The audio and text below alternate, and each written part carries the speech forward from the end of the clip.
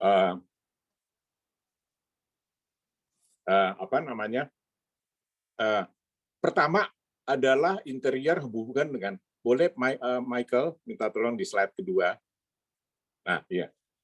Boleh dikata interior yang lebih bersifat private, mungkin adik-adik mahasiswa di Petra pernah mungkin di awal-awal semester itu membahas, mengkaji, bahkan mendesain sebuah interior hunian ya residensial, baik itu landed house, baik itu apartemen, baik itu mungkin villa sekalian, itu adalah masuk di kategori residensial.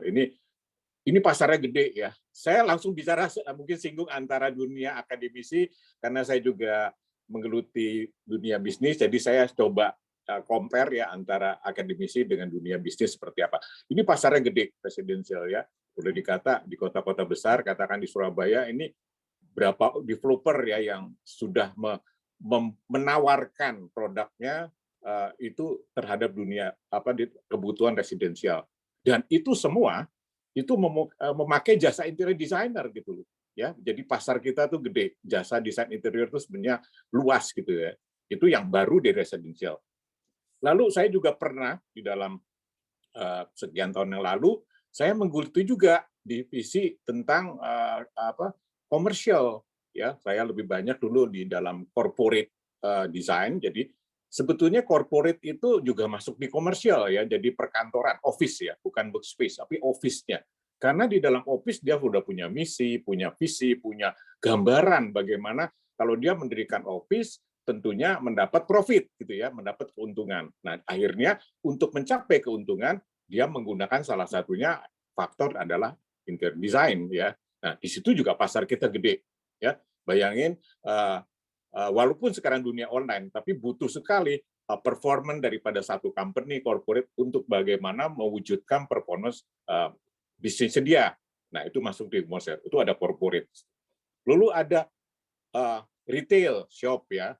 Ya memang sekarang memang online shop banyak sekali, tapi juga ada di hal orang-orang yang harus membuat offline store ya.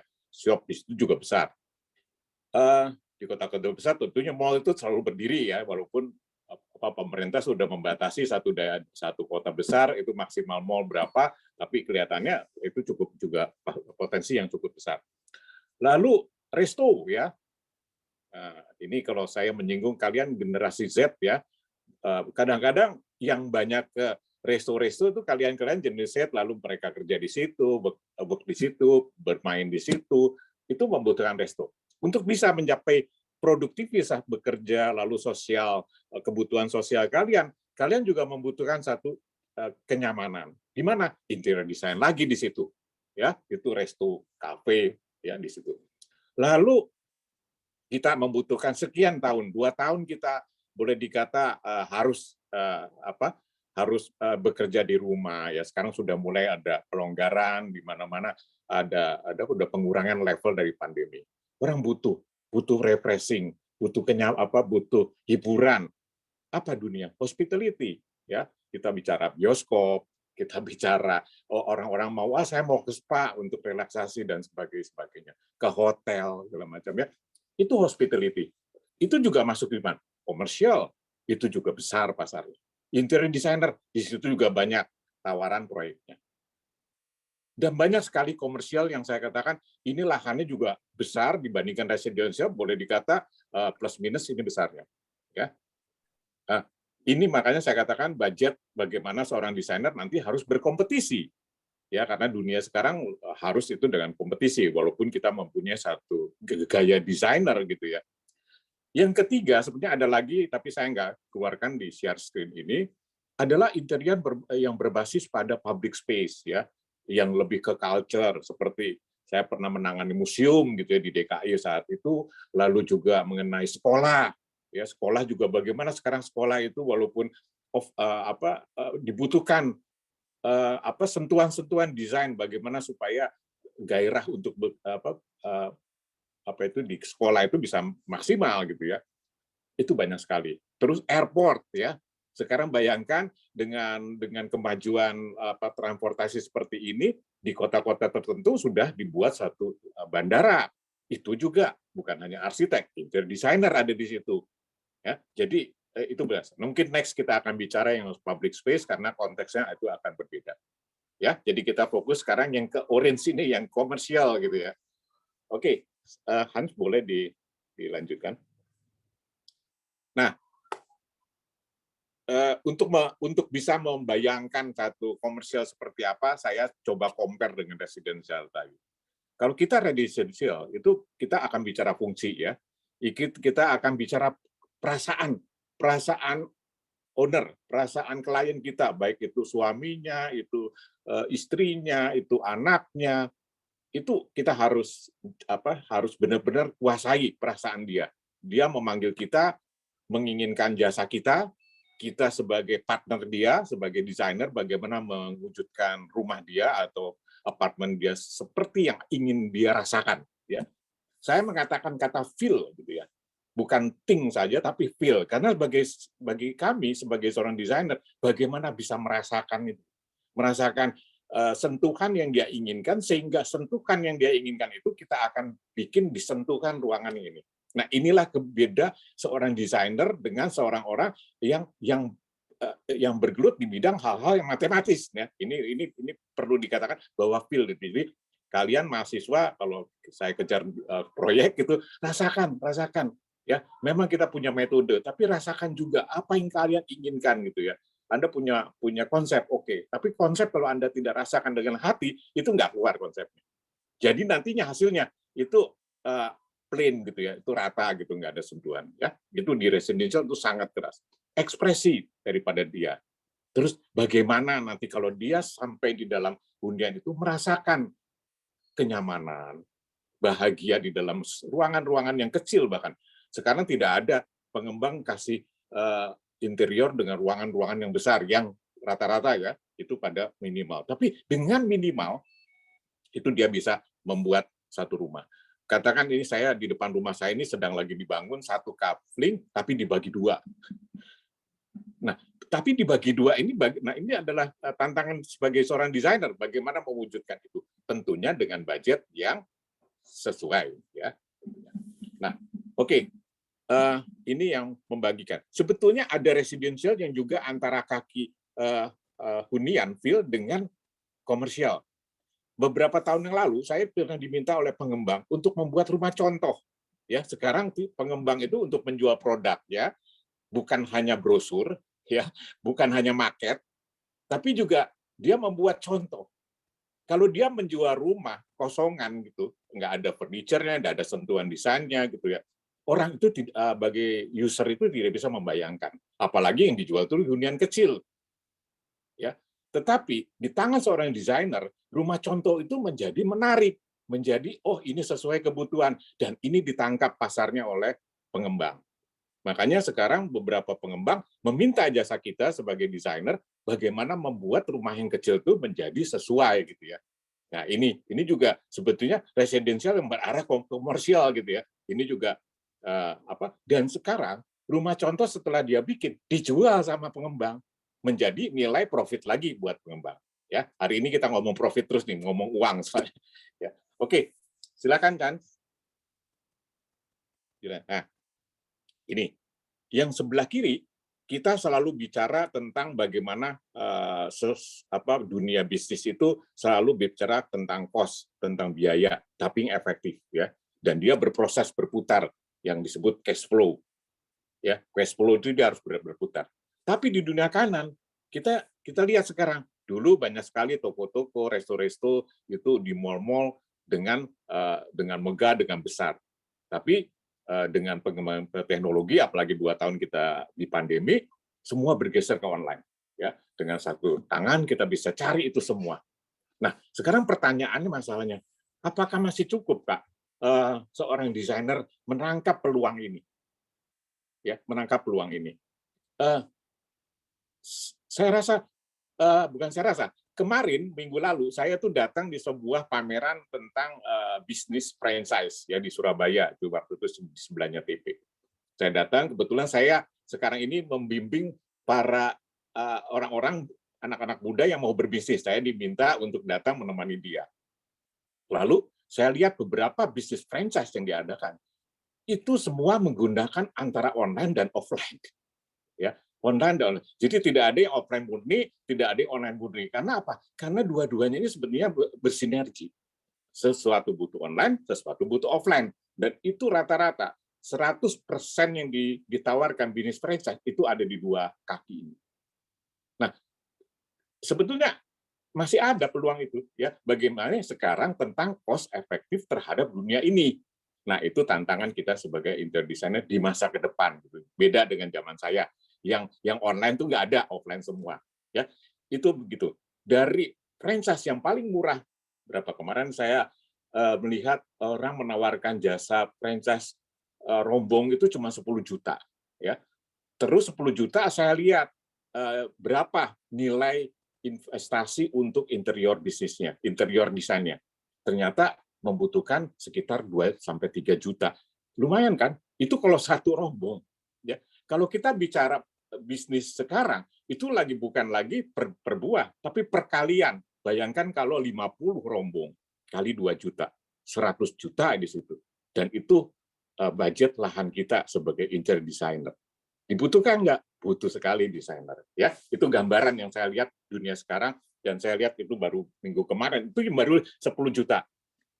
Kemarin saya ditawarkan juga melihat bisnis yang dilakukan oleh selebritis, kalau selebritis. Itu dia menawarkan bisnis 30 juta. Saya melihat juga sekitar 10 juta itu ada di budget interior. Itu baru satu, namanya selebritis. Begitu dia bikin, booming gitu ya di awal-awal pertama. Bayangkan di perkalian itu berapa? Itu juga kita sebagai jasa desain interior bisa mendapat itu. Nanti kita akan ngomong tentang fee, ya. Oke, berikut Hans. Ini materinya.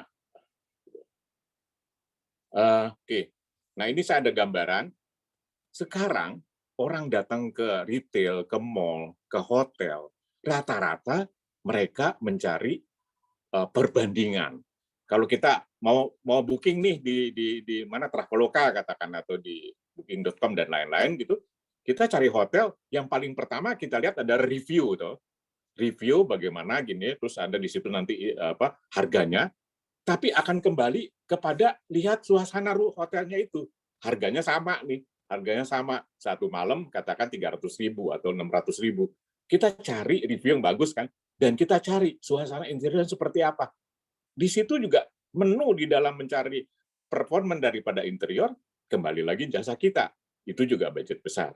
Itu baru kita bicara tentang hospitality. Di retail juga begitu. Ya, kalau sudah ada program online, ini banyak promo, akan cari barangnya kayak apa supaya dilihat, dia datang ke satu offline store yang di situ ada promo-promo tertentu, itu juga daya tarik. Ya, ini juga jasa kita. Karena apa? Biasanya yang sudah harganya standar, itu percepatan perubahan desainnya cepat. Kalian bisa lihat, begitu satu hotel diresmikan, suasana itu yang budget, ya kita ngomong budget, bukan yang resort ya, bukan yang resort. Resort ada lagi nanti. Hari ini kita nggak bicara resort kelihatannya ya, karena lebih kepada startup bisnis. Nah, itu nanti 3 bulan, 4 bulan, Anda ke hotel itu suasananya sudah berbeda, sentuhan stylishnya sudah berbeda. Demikian juga retail. Di mana? Interior designer lagi di situ. Ya, apa? Karena dia ingin return cost itu kembali cepat, karena persaingan tadi. Ya, oke Hans, berikut.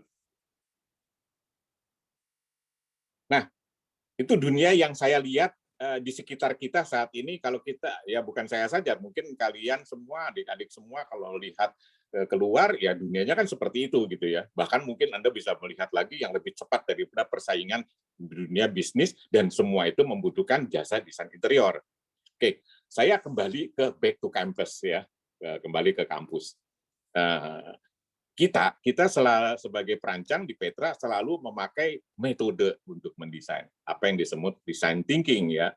Bagaimana kita mulai memahami tahap bersama empathize, lalu setelah kita tahu kebutuhan itu kita memasukin ke merancang, membreakdown itu menjadi satu define.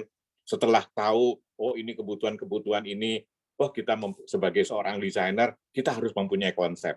Ya, itu wajib itu. Ya, wajib hukumnya seorang desainer harus mendapatkan konsep, bahkan konsep yang unik gitu ya. Itu ada di tahap tengah ini, di ideate. Nah, sekarang sudah punya konsep yang bagus. Lalu mau diapakan konsep ini untuk menjadi real gitu ya? Apalagi seorang interior designer itu sangat sangat sangat diharapkan konsep-konsep menarik, yang unik, yang smart gitu, yang cepat gitu. Harus dibuat suatu gambar kerja atau prototype. Dan nanti harus dijual gitu ya. Harus dijual, dites di lapangan, ini benar-benar desainnya ini sesuai nggak kebutuhan dengan klien dan dengan dunia pasar dan dengan dunia bisnis gitu ya. Jadi ini kita gambaran kita yang selalu, saya rasa adik-adik mahasiswa di Petra sudah biasa ini ya, bahkan sudah di luar kepala tahap demi tahap dari kuning, ungu, merah kepada hijau dan kepada peach, ini sudah Anda kuasai. Nah, hanya saya katakan di sini dari slide sebelumnya bahwa tiap-tiap yang ada di lingkaran ini, selama kita di bangku kuliah, kita belum terlalu menyentuh soal budgeting. Ya, pada waktu kamu masuk di Empathize, kamu hanya bicara framework bahwa di situ ada faktor ekonomi, ada faktor time, ada waktu. Tapi kenapa? Kita tidak pernah bisa menemukan sebetulnya budget itu berapa. Ini memang dilema. Kalau kebetulan mahasiswa yang saya bimbing, tolonglah kamu tanya sama kliennya berapa duit sih dia punya uang, karena supaya kita real menemukan konsep di ideate ini gitu ya. Ya, kan awalnya dari yang kuning. Itu sulit sekali. Mungkin 5% yang kliennya bisa mau ngomong, ya deh aku punya banyak uang nih sekian, tolong dibuatin deh satu desain gitu. Itu jarang sekali. Bukan hanya kalian, saya sendiri yang selama sekian tahun ini, kalau ketemu klien saya tanya, ini proyek swasta ya, beda dengan proyek pemerintah. Saya tanya berapa, nggak pernah mau ngomong gitu ya. Gitu. Kecuali proyek pemerintah, karena kita sudah punya anggaran gitu ya, sebagai konsultan, bukan sebagai kontraktor, itu kita sudah punya anggaran. Tapi kalau proyek swasta, apalagi kalian yang nanti kerja di bagian design and build, itu tidak pernah akan keluar budget. Jadi kita mereka-reka gitu ya, pada tahap empathize mereka, pada tahap define mereka. Nah, pada tahap idea sudah mulai kelihatan nih, si klien itu mukanya, wajahnya seperti apa, cemberut, senang, gembira gitu ya. Karena apa? Karena sudah ada uangnya di idea. Ya. Nah, sehingga di tahap idea sudah ada uangnya, di prototipe lebih mudah. Karena sekarang apa di prototipe? Sekarang saya 1 bulan saja didatengin supplier mengenai, katakan sekarang bahan finishing HPL gitu ya. Dulu saya pakai HPL selalu 1 lembar 400.000 ya. Sekarang itu kemarin itu sudah ditawarkan ada yang sampai 160 down gitu, sampai bawah 160. Bayangkan, sekarang tuh tawaran bahan sendiri sudah semakin, itu kita bicara tentang HPL ya, karena HPL ini sekarang banyak dipakai oleh seorang desainer untuk komersial interior gitu ya, yang cepat, praktis, tapi kelihatan warnanya gitu. Itu seperti itu. Jadi sebetulnya di prototipe ini kalian nggak usah bingung gitu ya, karena sepertinya di idea itu sudah ada cost yang tadi saya bilang wajah si bapak ibunya itu sudah gembira, sedih apa bagaimana. Nah di prototipe itu kalian tinggal otak-atik. Bagaimana sekarang tuh dunia kalian kerja beda dengan saya. Anda buka internet sudah keluar tuh HPL semua, nggak usah datang ke tempatnya. Cari-cari di situ, ya di situ karena itulah itu kecepatan supaya kita menggunakan di prototipe yang lebih teknis. Nanti sehingga tesnya ini akan kembali ya di dunia bisnis. Pengalaman saya pada saat bisnis itu diwujudkan, dijual gitu di pasar, lalu desain bisnis itu running jalan gitu. Salah satu konteksnya si owner itu menanya kepada bisnisnya itu, interiornya juga membantu. Nah, kalau dia punya visi bisnis yang luas, dia membuat sampel daripada bisnis yang pertama ini menjadi yang kemarin saya cerita minggu lalu, saya datang ke pameran Frances, dia akan melipatkan bisnisnya itu berkali-kali. Sehingga jadi raw model yang pertama ini menjadi bisnis kedua, ketiga, keempat, ke-10. Di mana adanya? Desainer lagi yang dipanggil. Nah, disitulah kita harus bersikap, fee kita seperti apa. Jangan sampai kita sebagai desainer hanya diikutin owner, tapi kita nggak mempunyai kekuatan menghargai desain kita. Ini penting ya. Saya bukan mengatakan bahwa, karena kita juga harus menghargai karya kita sendiri sebagai desainer. Dan sekarang sudah dunia itu perkalian gitu ya, dibandingkan satu. Nah, karena kita bicara komersial, bukan residensial. Ya, ini saya katakan, yang teori di Petra, yang teori kalian dapatkan di kuliah, sebenarnya nanti di dunia nyata, ini bisa kalian singgung dengan budget and fee. Ya, nanti kita akan bicara lagi. Jadi tahap ini sangat penting, design thinking ini penting, tapi diwujudkan real dengan budget. Jadi bagaimana kesimpulan? Sebetulnya kuning, ungu, merah, hijau, dan peach ini sudah harus ada budgetnya. Nggak bisa, oh budgetnya dites aja nanti. Gitu ya. Sebagai seorang konsultan pun demikian, sebagai seorang kontraktor pun sebagai demikian. Apalagi rata-rata bisnis interior di kota-kota menengah itu design and build, desain langsung dilaksanakan. Ya, apalagi seperti itu. Oke, berikut. Saya dapat sampai jam berapa ya Bu Popi? Sekarang udah jam 8, cepet banget. Oke. Jam 9.30 Pak, maksimal. Oke. Baru slide ke berapa nih? Baru slide ke 7. Ya, oke deh. Nah, sekarang saya akan bicara lebih ke arah hal yang detail ya. Itu yang slide itu adalah satu gambaran ya bagaimana desainer dengan budget itu begitu dekat gitu ya. Sekarang kita berdiri budget. Ini mungkin banyak lebih ke teori gitu ya. Budget. Budget itu sebenarnya hari ini saya nggak bicara tentang bagaimana membuat satuan RAB gitu ya, bahwa bahan baru apa, upah kerja berapa, terus ada profit berapa dan sebagainya. Mungkin itu tidak terlalu teknis. Kalian bisa lihat dengan program-program tertentu di Excel maupun program-program estimasi budgeting. Tapi saya melihat gambaran daripada budget karena komersial ini beda banget dengan residensial tadi. Pra RAB, budget awal. Tadi saya katakan masih ingat kalian di slide sebelumnya adalah di tahap empathize, di tahap kuning tadi bahwa kita harus tahu budget awal. Yang tadi saya katakan 5% lah tugas kalian kalau tanyain ownernya berapa gitu, yang mau nyebut harga itu sangat kecil ya. Itu harusnya ada. Apalagi kalau kalian sebagai konsultan saja. Ya, kalau sebagai konsultan saya harapkan Anda dipanggil sebagai partner jasa Anda dengan owner. Saya harapkan Anda desak aja lah si owner itu. Anda dipanggil sebagai jasa, gimana kalau budget awal nggak bisa? Anda sebagai konsultan soalnya, beda sebagai kontraktor gitu ya. Ya, Anda minta aja. Kalau nggak, Anda nggak bisa bicara tuh tentang yang define dan idea lebih detail. Bisa, tapi nanti 2 kali kerja. Ya, itu. Ya, ini teknik bagaimana Anda mendapatkan budget itu. Karena sebetulnya bisa. Karena ini sedikit bisnis ya, kalau kita punya budget 100 juta untuk investasi, itu nanti ketahuan. Bilang aja, Bapak mau berapa juta, bisnisnya sekian juta, Anda bisa rancang berarti sekitar sekian persen itu budget interior. Ya, itu ada di budget awal. Terus budget skematik. Tadi kita bicara di tahap idea yang tengah tadi ya.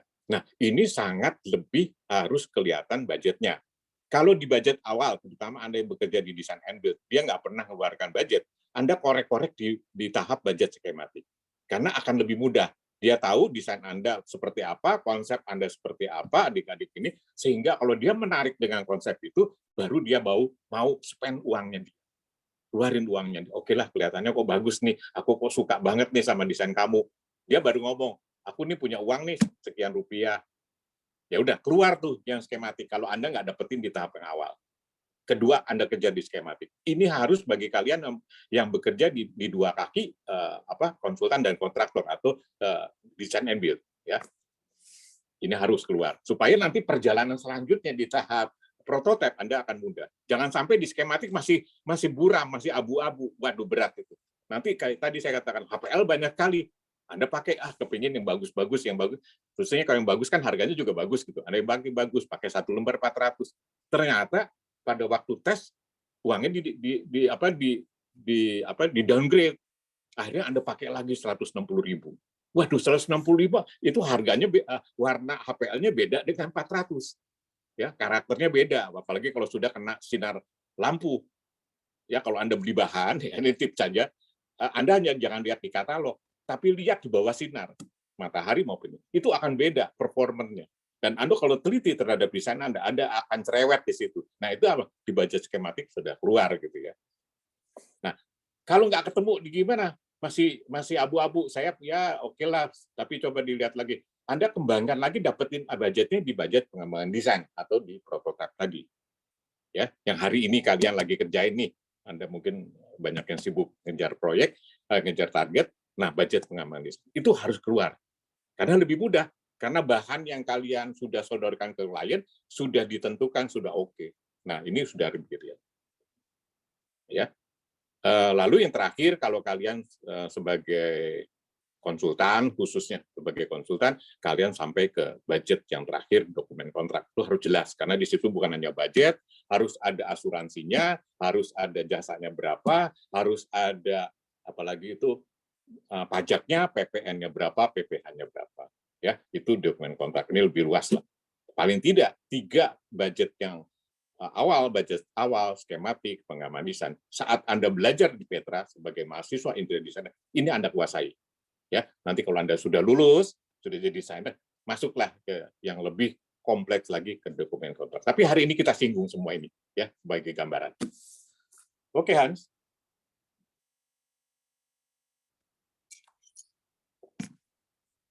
Nah, sekarang kita bicara yang berhubungan dengan fee ya. Karena tidak semua jasa kita itu dihitung dengan budget RAB. Tapi ada sentuhan-sentuhan karena kita mempunyai feel, kita mempunyai konsep. Ini kita harus hargai juga gitu ya. Karena ini sedikit abstrak, kita sebut hari ini sebagai nilai fee. Apa itu fee? Design and build ya. Kalau kalian bekerja besoknya sebagai desainer yang 2 kaki design and build, apakah boleh nggak pakai fee? Pengalaman saya dan pengalaman di asosiasi, semua harga yang kita, semua jasa yang kita lakukan itu harus dihargai dengan satu upah, fee. Karena apa? Yaitu tadi, karena kita punya keahlian, kita punya skill, kita punya kreativitas. Ya, ini masuk ke fee ya. Hari ini kita bicara komersial, bukan culture space ya. Kalau culture space nanti kita beda konteksnya. Komersial itu harus dihargai. Apa? Ada yang adik-adik begitu lulus hanya membuat satu desain saja. Saya kepingin desain aja lah, saya malas ke lapangan, saya nggak punya workshop dan sebagainya. Keluarkan fee desain. Ya, tapi ada yang, sekalian dengan partner kerja saya sebagai pelaksanaan, keluarkan nanti penawaran. Ya, besarnya nanti kita ngomongin kalau ada kasus gitu ya. Tapi Anda wajib membuat ini. Nah, gini, karena pengalaman, owner itu tidak akan menghargai karya desain saja. Dia sulit ya di Indonesia, itu sulit sekali seorang pemakai jasa kita itu menghargai gambar. Ya, dia lebih banyak menghargai proyek, bukan gambarnya. Nah, tapi proyek itu tidak jadi kalau nggak ada gambarnya gitu ya. Sebetulnya gambar ini lebih primer daripada pelaksanaannya gitu ya. Karena kalau nggak ada desain nggak jadi proyeknya gitu ya. Tapi hanya desain saja proyeknya juga nggak jadi. Jadi sebenarnya desain ini penting dan harus dihargai gitu ya karena desain ini adalah hak ya, hak kreativitas kita. Nah, yang kedua, kalau kamu besok menjadi hanya saya kepingin jadi desainer saja, sebagai konsultan saja, semua aspek desain saja. Nah, ini kamu harus bikin tuh mulai dari tahap empathize, define, idea, prototype sampai ke dokumen kontrak tadi. Ya, ini harus kuasai. Saya singkat waktu aja karena ada materi yang lebih banyak lagi. Terus yang berikutnya adalah kalian hanya ingin mempunyai jasa atau bisnis di dalam desain kontraktor. Ya, Anda ya udah bicara tentang prototipe dan tes saja. Ya di sini Anda harus mempunyai suatu manajemen, satu cara bagaimana seorang interior designer yang berubah wajah menjadi seorang desain kontraktor gitu ya di prototipe dan di tes. Itu akan kita. Jadi kalian sudah ini kalau saran saya kalian besok juga terjun ke dunia nyata, kalian mau yang mana nih? Kira-kira pasarnya di mana gitu ya. Kamu ini kan kuatkan di situ. Sekarang sudah dunia spesialisasi. Zaman saya ini semua saya dapat. Saya punya anak buah yang dapetin proyek untuk desain and build. Saya kalau ditawari desain konsultan, saya siap karena saya punya tim desain konsultan. Kalau saya ditawari oleh konsultan jadi kontraktor juga saya siap karena saya ada workshop. Itu dulu. Ya, dengan office yang besar, dengan workshop besar, dengan SDM yang besar, dengan asisten desainer yang banyak gitu ya. Itu dulu. Sekarang dunia cepat berubah, simple cepat tapi dapatnya banyak gitu ya. Nah, saran saya spesifikasi dari yang ini semua. Oke, Hans. Oke, budget. Sebetulnya apa? Ini saya membreakdown kepada saya selalu mengacu pada design thinking ya maaf karena Bapak Ibu karena kita di Petra ini menggunakan metode design thinking jadi saya coba mengcompare budget itu masuk di design thinking gitu ya. Nah, budget itu tadi saya katakan di tiap tahapan design thinking harus ada budget gitu ya. Nah, budget yang paling banyak bekerja di mana yang harus real? Sebetulnya di tahap saat ini sekarang kalian lagi kerja ini loh. Kalian kan dikejar oleh Bu Popi target. Nah, ini hari ini sebenarnya sudah keluar budget yang lebih real, yaitu di tahap prototype. Ya. Jadi kemarin saya katakan kepada mahasiswa saya, tolong ya saya kepingin katalog yang kamu pakai apa. Bukan hanya katalog, tapi itemnya apa, dan kalau bisa memang harganya, karena siapa tahu proyek kalian ini setelah nanti akhir semester tertarik oleh klien dan itu direalisasi dalam bentuk skala 1:1 gitu ya. Jadi gambar kerja itu sudah harus bisa diukur volumenya, jumlahnya, spesifikasinya seperti apa. Ya, jadi jangan sampai bikin gambar kerja hanya ukuran saja. Tidak, ukuran dan finishing ya, bentuknya bahan ya, bahan. Ya, jadi bahan Anda kuatkan karena sekarang istilahnya bahan itu banyak sekali. Saya selalu mengatakan kepada mahasiswa di tugas akhir gitu ya, saya katakan nanti kalau kamu lulus ketemu klien, konsep kamu begini, bisa nggak dikerjakan? Saya bilang sama calon-calon desain, bisa saja Pak, Bu, asal duitnya ada. Kan selalu saya katakan. Karena apa? Selalu bisa, karena tawaran kita sudah banyak gitu ya. Mau bahan, mau teknologinya, mau apa semua, sekarang tersedia semua dan ada di dalam internet. Oke, kedua metode konstruksi. Kemarin saya juga katakan tuh ada mahasiswa yang mau bikin di outdoor satu tambahan ruangan. Karena kita sebagai praktisi interior, kita lupa bahwa sebenarnya ada metode konstruksi. Nanti jangan sampai dibuat tambahan terus roboh gitu ya. Nah, saya bilang partner lah sama teman-teman yang lebih menguasai di sini. Kalau konstruksinya lebih advance, ya teman-teman di arsitek atau teman-teman sipil. Karena kita nggak bisa kerja sendirian sekarang. Ya, kadang-kadang kita punya ide, tapi ide itu kira-kira kalau dia nanti dibuat di tahap tes, tahap desain thinking terakhir, nggak bisa realisasikan. Nah, bagaimana caranya? Ya kita panggil lah teman yang menguasai di situ. Mereka bisa konstruksi, tapi dia nggak bisa menyelesaikan konstruksi, memfinish konstruksi tidak bisa. Minggu lalu saya mengasisten satu karya mahasiswa, dia bikin tiang, tapi tiangnya itu polos karena itu adalah warisan daripada anak arsitek, dari anak sipil. Di seorang tangan desainer, kotak itu, kolom itu menjadi sesuatu yang menjadi lebih kepada pesan.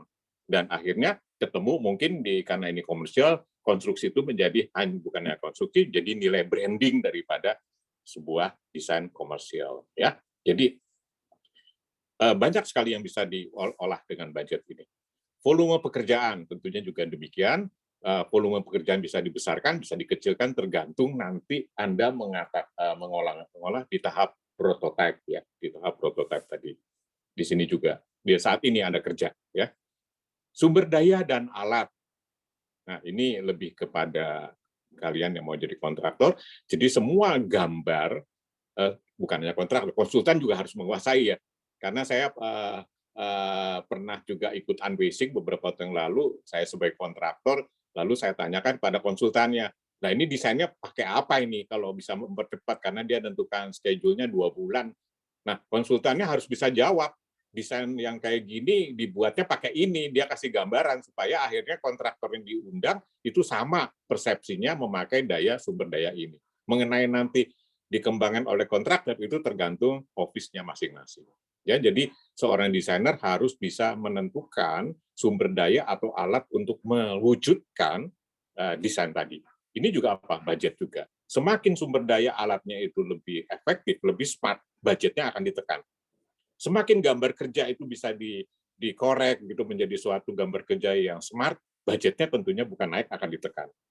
Ya, metode konstruksi bisa up and down. Tadi karena kolom, karena membutuhkan finishing, jadi kolom ini menjadi lebih up gitu ya, lebih bertambah. Tapi nggak apa-apa, kan digantikan oleh sumber daya yang kecil, jadi dia balance gitu di dalam cost ya. Waktu pelaksanaan ini penting, ya sangat-sangat penting. Bagaimana budget bisa ditekan dengan waktu pelaksanaan. Sebagai seorang konsultan, tentukan time schedule yang pasti untuk bisa menekan budget ini, supaya Anda partner daripada owner, sehingga owner akan memakai jasa Anda dibantu dengan waktu pelaksanaan. Ya, boleh saya cerita, saya punya pengalaman gitu, dan ini saya selalu katakan karena ini juga sebenarnya menarik buat kalian sebagai calon desainer ya. Beberapa tahun yang lalu saya mendapat tawaran menjadi membantu proyek proyek asuransi terbesar di Indonesia. Dia membuka office-nya di Surabaya. Saat itu saya dipanggil untuk menjadi konsultan dan kontraktor sekalian, jadi itu untuk proyek dia. Lalu kami berkompetisi dengan 3 company, salah satunya saya. Nah, singkat cerita, akhirnya saya menang gitu ya. Nah, bukan saya cerita mengenai kemenangan saya, tapi ada di balik dari kemenangan ini yang perlu kalian juga simak terhadap budget yang layar ini. Lalu saya ketemu dengan, setelah saya menang, lalu saya bekerja dengan tim asuransi ini, dan saya katakan, kenapa Pak saya bisa menang? Terus dia bilang, dari 3 itu Bapak bukan paling murah, tapi juga Bapak bukan yang paling mahal, katanya gitu loh. Lah, kok bisa menang? Nggak cari yang murah, saya katakan gitu. Kok cari yang tengah-tengah? Gini Pak, di dalam dunia bisnis, kalau sebetulnya kan waktu itu kita tawarkan kepada konsultan kontraktor ini budgetnya, waktunya, proyeknya. Bapak menawarkan pekerjaan ini selesai 3 bulan. Yang satunya, yang mahal tadi, itu 4 bulan. Ya. Desain relatif plus minus lah. Di 3 ini karena kita juga mendesain plus minus. Tapi ada faktor waktu. Jadi Bapak bisa mengefisiensikan waktu di company saya 1 bulan. Ya. Yang mahal 4 bulan, berpol sekian. Dan Bapak tahu bahwa saya menyewa di space ini yang 2.000 meter, itu per tahun berapa? Ya. Jadi kalau saya tarik per bulan, itu saya sudah harus mengefisiensikan perusahaan ini menghemat berapa. Nah, itu 1 bulan kamu mempercepat, itu sama lebih murah daripada saya menyewa tempat ini gitu. Paham ya? Jadi sebetulnya akhirnya saya dilihat dari apa itu namanya cash flow dari perusahaan itu, budgeting saya lebih murah gitu loh. Karena saya bisa mempercepat 1 bulan daripada kompetitor. Kompetitor lebih mahal tapi dia 4 bulan. Ditawar-tawar dia nggak mampu 4 bulan. Saya 3 bulan. Ya, jadi 1 bulan ini dikompirasi dengan masa sewa dia. Jadi lebih murah. Nah, dengan pengalaman itu saya katakan bahwa sebetulnya waktu pelaksanaan ini bisa mempengaruhi budget gitu ya. Bukan hanya gambar kerja, bukan hanya metode, tapi bagaimana waktu kerja Anda smart, Anda masuk ke situ. Makanya kalau Bu Popi minta kalian cepat nih, hari ini harusnya udah masuk masuk karya, harus cepat masuk ke mana? Ke Petra. Kalian masih minta tawar-tawar. Untung ibunya baik. Minggu depan baru diskusi. Coba kalau di proyek Anda lambat, ya tadi jadinya nggak menang gitu ya. Jadi saya katakan bagi kalian kerja, apalagi kalian masih produktif, kerja yang cepat supaya bisa mendapat. Tapi jangan cepat terus ngawur gitu ya. Cepat tapi mendapatkan hasil gitu ya. Ya tadi pengalaman saya. Itu satu pengalaman. Dan saya ketemu saya waktu itu dari pihak asuransi tadi itu menebatkan bukan dari orang yang mengerti tentang marketing asuransi, tidak. Yang dia taruh di situ adalah quality control dan quantity surveyor. Jadi saya berhadapan dengan orang-orang quality dan quantity. Berarti kalau quality kerja 3 bulan diawasi, quantity volume pekerjaannya diawasi. Ya. Jadi kalau quality surveyor, quality control adalah menguasai kualitas proyeknya, quantity surveyor mengawasi volume yang saya kerjakan. Jadi bayangkan sudah 3 bulan diketati juga sama pengawas saya gitu ya. Nah, ini saya pikir budget ini 4 harus Anda kuasai. Plus minus di mana? Kalau Anda mau masukin volume pekerjaan ditekan, coba cari yang lain ya supaya Anda bisa membedakan budget. Ini tips bagi kalian yang besok ada di dunia kerja. Oke, Hans. Budget. Apa nih ya? Harga pekerjaan konstruksi, finishing. Oh, gini. Tadi di design thinking Anda kan design thinking Anda diminta untuk ini saat ini kan Anda membuat ini ya, diminta sama Bu Popi untuk membuat gambar-gambar detail ya. Nah, gambar-gambar detail. Nah, gambar detail ada di tahap prototype. Nah, ini semua udah masuk juga ya. Budget konstruksi, ada pekerjaan finishing, ada pekerjaan furnishing, finishing dan furnishing beda, ada electrical dan mechanical. Jadi coba dipilah. Pekerjaan yang sangat standar, ini harga Anda buka di Google aja sekarang yang pertama harga pekerjaan konstruksi fit out itu langsung keluar. Ya, Anda mau bikin apa? Plafon, ya, plafon dengan rangka sekian, dengan finishing apa gypsum. Anda udah buka lah di Google sekarang. Itu keluar tuh dari beberapa kontraktor atau supplier itu keluar semua harganya. Anda tinggal bandingin mau yang murah, mau yang mahal, itu tergantung. Ya, nggak susah-susah. Zaman Anda bisa cepat gitu. Terus harga pekerjaan finishing interior, ya, itu juga Anda buka satu public chat, ya, public chat itu dia tawarin tuh, udah di aplikasinya, bahkan dia bikin aplikasi itu keluar semua tuh harganya, ada semua, tinggal Anda mau pakai chat yang standar apa yang premium gitu ya, mau yang bersertifikasi atau yang mau green sustainable paint gitu, ada semua.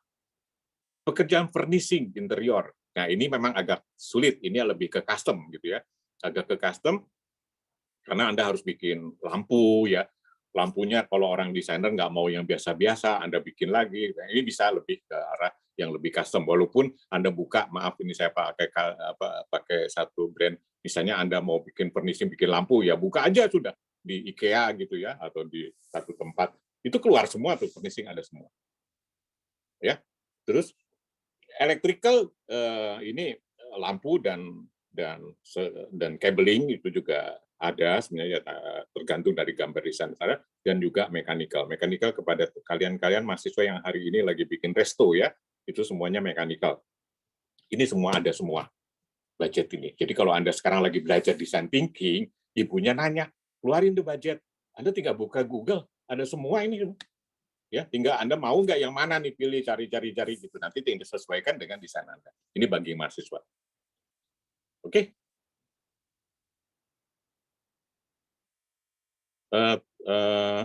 Kalau pekerjaan electrical, mechanical, saya rasa memang saya pisahkan karena kita lebih banyak di electrical, mechanical memang ada yang pekerjaan berhubungan dengan pemipaan, ya baik itu air, hubungan dengan air, baik itu AC maupun pemipaan di dalam sanitasi. Kok interior designer harus masuk? Ya harus, bunga, karena desain interior tidak bisa terlepas dari hal-hal yang bersifat sistem ya, karena kita bicara dalam sistem. Sistem dalam ruangan itu kan bukan hanya keindahan, tapi ada semua di situ harus ada. Oke, Hans.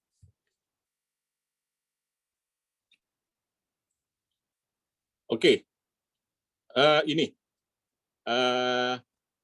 tadi boleh slide sebelumnya, Hans, saya coba.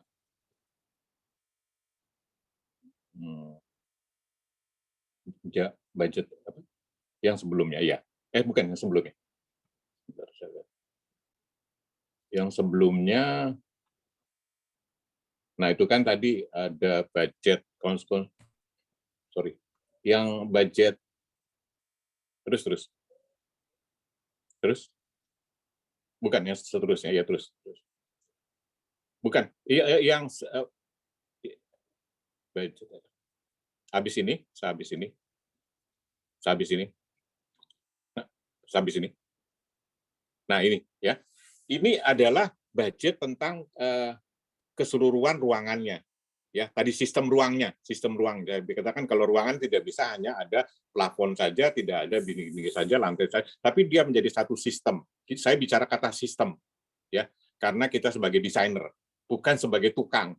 Ya, kalau kita sebagai tukang, sebagai kontraktor, kita membreakdown. Tapi kalau kita kacamata sebagai desainer, ini jadi sistem. Sistem yang sebetulnya mengaplikasikan terhadap konsep yang ada di tahap ideat kamu. Ya, di tahap ideat itu di breakdown dalam sistem teknikal ini semua. Ini dalam kerangka ruangannya.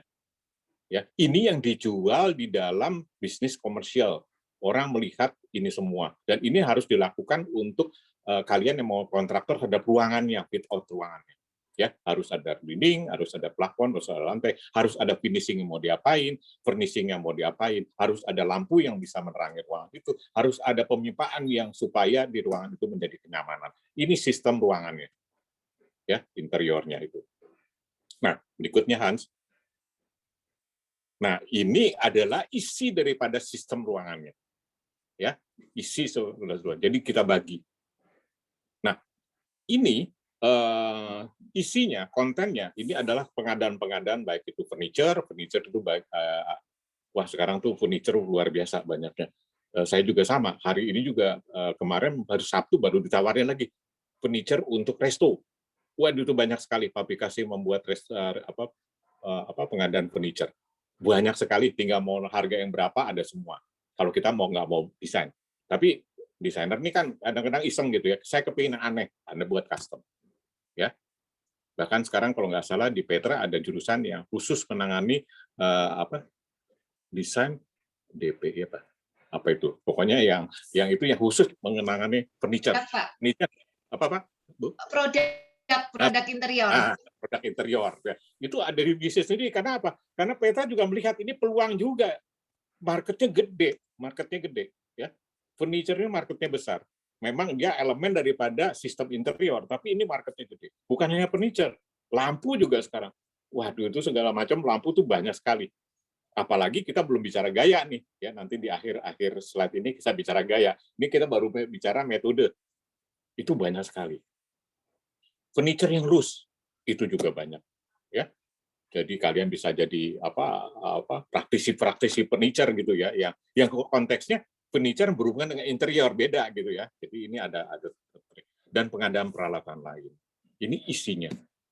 Ini gimana? Tugas saya bisa nggak keluarin biaya? Bisa. Buka lagi sama Google, ada semua tuh, ya, harganya. Mereka berkompetisi kok di marketplace online tuh ada semua tuh, ya. Kemarin saya mau cari bangku di kolam renang, kebetulan ada proyek di kolam renang, saya cari ada itu, ya. Saya nggak usah bilang marketplace yang mana, tapi ada semua, ya. Jadi itu semua ada. Ini nggak ada kata. Oke, Hans. Nah, ini kalau sekarang sudah ada sistem ruangannya, ada barang-barang yang diisi, lalu Pak, bagaimana nih Pak supaya lebih hidup gitu ya? Karena kita ini kan juga namanya sekarang di Petra interior design and styling gitu ya. Wah, stylingnya gimana? Walaupun tadi di sistem sudah bicara styling, di furniture sudah bicara styling, tapi lebih kental karena saya memang desainer suka detail gitu ya. Nah, ini ada bahannya lagi untuk mengeluarkan budget. Ya. Kalau kita bicara budget, di situ ada profit gitu ya. Jadi ada supaya jangan Pak budget kapan untungnya gitu. Di sini ada budget pasti di sampingnya ada profit gitu. Ya, keuntungan. Hari ini kita bicara bagaimana mencari keuntungan di dalam jasa kita sebagai seorang desainer gitu ya. Nah, budget. Apa di situ? Nah, kita bisa bikin branding. Hari ini kental sekali kalau kalian bikin interior komersial, di situ sangat kental dengan branding, sangat kental dengan petunjuk-petunjuk, dengan tanda-tanda. Ini adalah sesuatu yang men-styling daripada interior kalian. Ya. Dan tadi saya katakan, kalau kalian bikin toko ini atau resto ini hari ini berhasil, sampel ini, dan itu di launching menjadi profit buat investor, buat klien Anda, dia akan panggil Anda, tolonglah branding ini buatin lagi di kota lain atau di tempat lain. Nah, ini menjadi akar jadi proyek-proyek startup menjadi franchise. Karena apa? Jadi branding. Ya. Artis itu dia branding jual karena personal branding dia. Tapi di balik itu kan juga ada bisnis franchise terhadap jualannya. Kalian juga gitu. Seorang interior designer bagaimana membuat branding daripada desain kalian yang akan membantu si owner menjadi branding bagi usaha komersialnya gitu ya. Ini penting. Ya.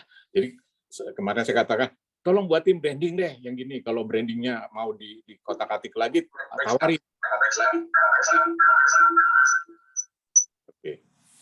Ya. Kedua, grafik interior ya. Mungkin satu saat kampus akan bikin tuh bukan hanya tentang apa tadi Petra itu bikin apa tadi divisi furniture, besok nanti ada tuh yang bikin jurusan interior berhubungan dengan grafik. Karena ini juga saya punya pengalaman dulu saat itu belum ada banyak lulusan interior, saya pakai anak-anak yang berhubungan dengan grafik. Itu bagaimana membuat mural, membuat dinding, membuat kolom, membuat lantai semuanya di grafik custom. Waktu itu belum ada digital printing. Semuanya masih pakai sentuhan tangan. Membuat ruangan lobi di Dr. Stomo, rumah sakit lobi tentang spesialis jantung, kebetulan saat itu ada sentuhan bagaimana masuk di rumah sakit, tidak seperti di rumah sakit. Akhirnya kami mendesain lobi itu dengan melukis di lobi, grafik interior.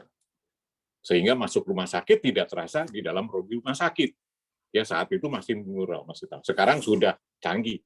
Anda kirimkan software, Anda buat desain, itu sudah jadi besok.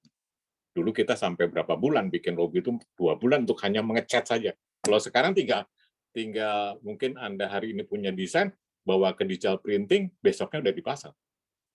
Nah, sekarang idenya yang penting. Lah idenya kembali ke budget tadi. Ya di sini ada budget, ada fee nanti ya, kita akan bicara fee. Artwork. Nah, ini juga stylish ya. Stylish bagaimana Anda membuat artwork gitu. Komersial ada nggak artwork? Sangat, sangat banyak ya. Kadang-kadang untuk bisa menghidupkan sistem tadi dalam ruangan, tentu ada dibuat sesuatu yang lebih sensi gitu ya, lebih sensi, ruangan itu menjadi lebih sensi, dibuat yang artwork. Merchandise, itu juga banyak. Ya. Jadi sebenarnya kalau dilihat ini styling kita ini banyak, ada branding, ada graphic, ada artwork, ada merchandise. Ya sekarang tinggal bagaimana Anda membuat design thinking itu menjadi hidup, bukan hanya sistem, bukan hanya ada perabot, tapi bukan hanya ada yang lainnya.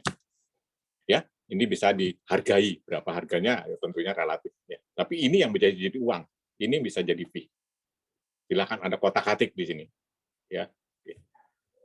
Oke, Hans terus 8:30 kita masih punya 1,5 jam lagi ya. 1 jam lagi, Pak. Oh, 1 jam lagi. Oh, Iya, banyak. betul, Pak. Oke. Apa nih? Budget, harga, mobilisasi, transportasi, akomodasi. Gini,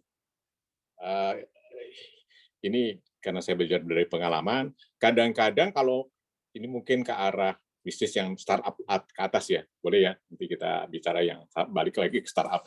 Untuk proyek-proyek yang interior lebih luas, lebih besar, lebih budgetnya lebih besar, Anda bisa menentukan budget proyek yang mengandung 3 hal ini, mobilisasi, transportasi, akomodasi. Ini konteksnya dengan tugas Anda. Anda dikasihkan oleh Bu Sriti semester ini boleh membuat redesign, boleh membuat new design, ya, redesign dan new design.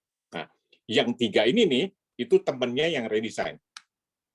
Temennya yang redesign, lebih banyak. Nah, gini, mobilisasi. Misalnya, si owner ini, dia membesarkan proyeknya, membesarkan bisnisnya gitu, di satu tempat yang kecil ke tempat yang besar gitu ya. Dia butuh space yang lebih besar gitu ya. Nah, tapi dia tetap mau menekan budget daripada karena efisiensi di proyek barunya. Sehingga dia akan memindahkan yang kecil ini ke besar. Ini redesign project. Nah, desainer dipanggil untuk memobilisasi ini. Tentunya karena konsep si desainer ini beda dengan si yang pertama, diterima oleh si klien. Tapi desainer kan juga partnernya owner. Jangan sampai Anda mendesain juga bantuin deh dia. Kalau dia profitnya harus 2 tahun, dengan pakai Anda 1 tahun udah terjadi. Anda dipakai lagi. Ya, jadi jangan sampai Anda memboroskan budget, akhirnya profit itu lama. Jadi Anda akan kena kompetitor, digiring oleh kompetitor desainer lain yang lebih cepat mengolah budget. Ya, jadi saya melihatnya dari visi bisnisnya gitu ya. Nah, akhirnya Anda memindahkan itu. Nah, memindahkan itu ada beberapa komponen sistem itu yang bisa dipakai ke new space tadi, ke new design tadi. Nah, sehingga Anda membutuhkan menekan biaya desain tadi, pelaksanaan desain itu dengan komparasi mobilisasi.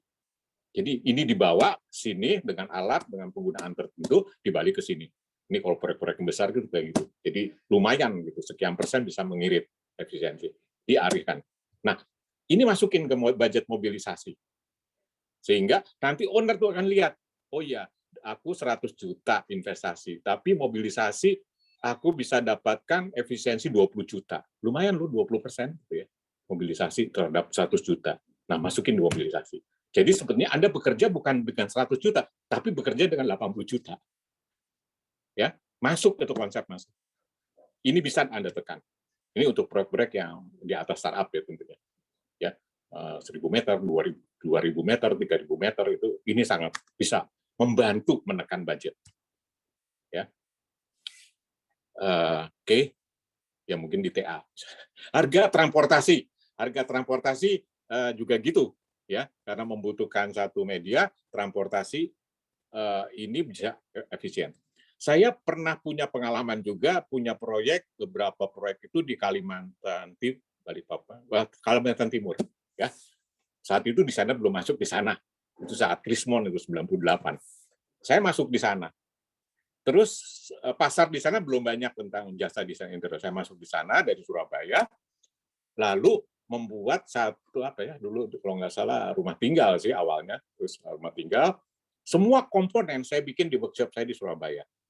Ya, lalu semua komponen itu saya buat di sini part demi part, masukin kontainer 40 feet, berangkat ke sana ke Balikpapan. Saya hitung tuh, dengan saya bikin di sini, sewa kontainer di sini, pengangkutan sampai di pelabuhan Balikpapan itu berapa rupiah? Dibandingkan saya kirim tukang ke sana, ya dari mulai proyek itu 2 bulan berangkat ke sana itu harus ada nanti biaya ini, biaya ini. Ternyata jauh efisiensi 50% dibandingkan dengan saya kirim tenaga ke sana. Semua dibuat di sini komponen. Nah itu juga transportasi. Jadi akhirnya menekan budget lumayan 50%. Bukan hanya belajar budget, tapi belajar sistem. Kembali tadi kepada yang sebelumnya, kita bicara konten daripada isi dari mebelnya itu.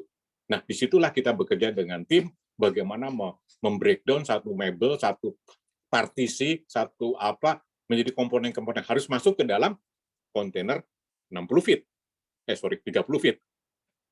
Nah, belajar lagi. Oh, ukuran kontainer sekian, panjang kontainer sekian, supaya satu kontainer bisa efisien, karena 2 kontainer mahal banget, apalagi ke jarak jauh.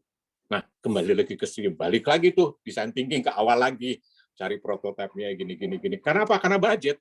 Ya, tadi kalau dikerjain di sana, bisa beli bahan di sana, tapi lebih mahal, akhirnya bikin di sini, kotak-katik lagi, karena kemasannya adalah 30 feet mempunyai panjang lebar, akhirnya bisa efisien. Jadi proyek 2 rumah bisa 1 kontainer. Ya, itu rumah. Terus juga habis itu dapat lagi proyek office juga demikian. Bahkan lebih jauh lagi ke Sulawesi, bikin sistem lagi, bisa akhirnya ketemu kontainer 30 yang lebih kecil. Tadi 30, 60 ya. Nah, yang pertama 60 feet, yang kedua 30 feet. Lebih efisien lagi.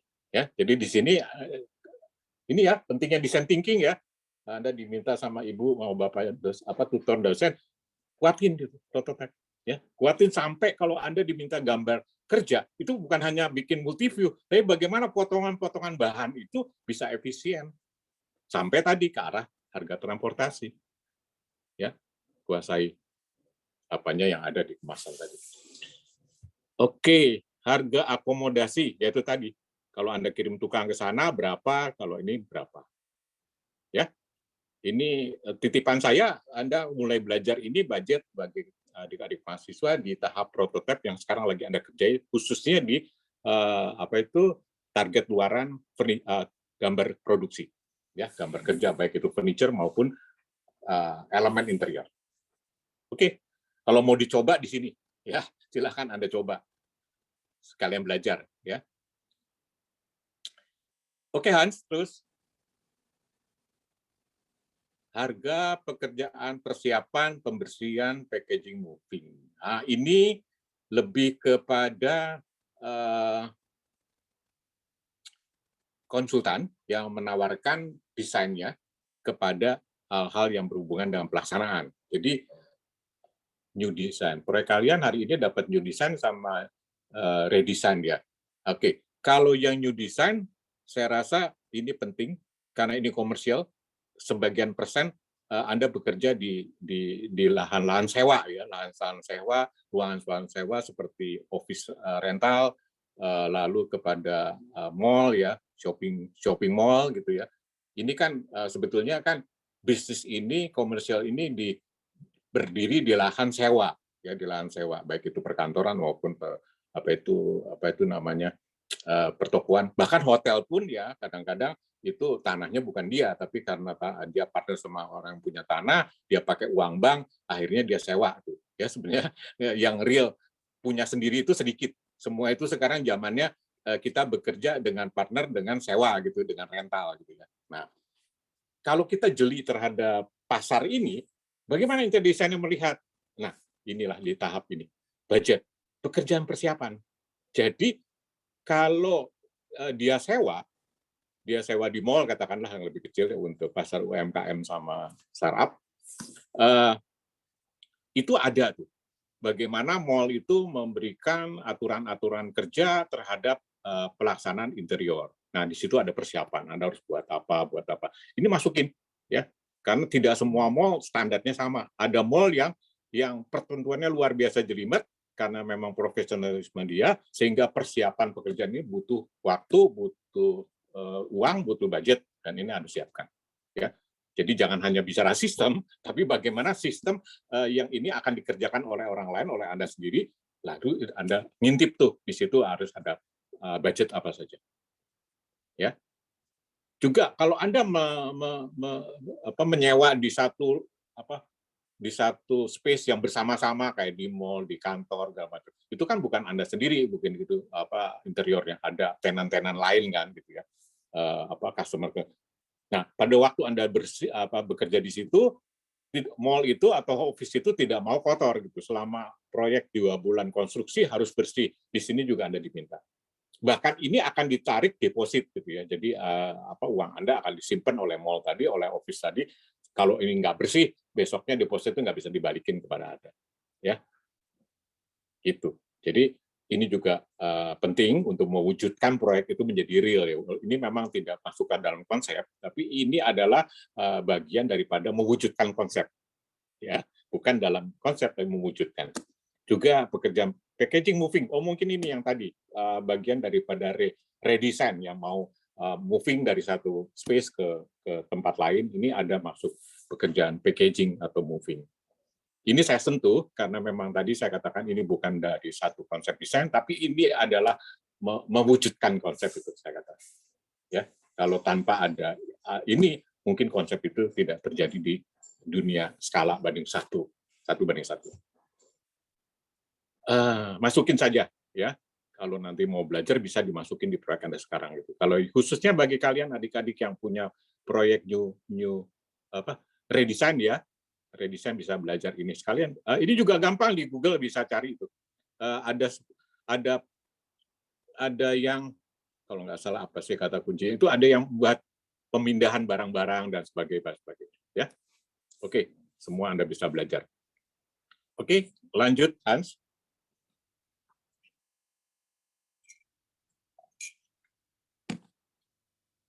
Oke.